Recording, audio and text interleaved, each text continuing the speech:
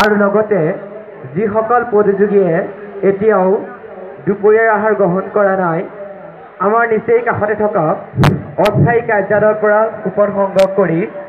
আহাৰ গ্ৰহণ কৰে যেন মই পুনৰ ঘোষণা কৰিছোঁ প্ৰতিযোগীসকলে অস্থায়ী কাৰ্যালয়ৰ পৰা খাদ্যৰ কুপন সংগ্ৰহ কৰি খাদ্য গ্ৰহণ কৰিবৰ বাবে উদযাপন সমিতিয়ে জনাইছে ধন্যবাদ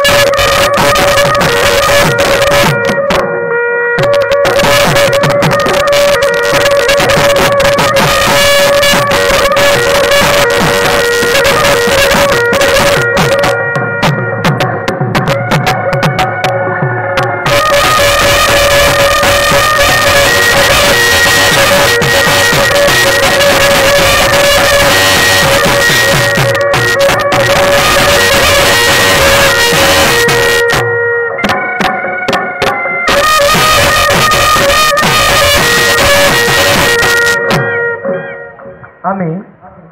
প্ৰতিযোগীগৰাকীৰ ভৱিষ্যত উজ্জ্বল কামনা কৰিলোঁ এইবাৰ মঞ্চত আমন্ত্ৰণ জনাইছোঁ ক্ৰমিক নম্বৰ 27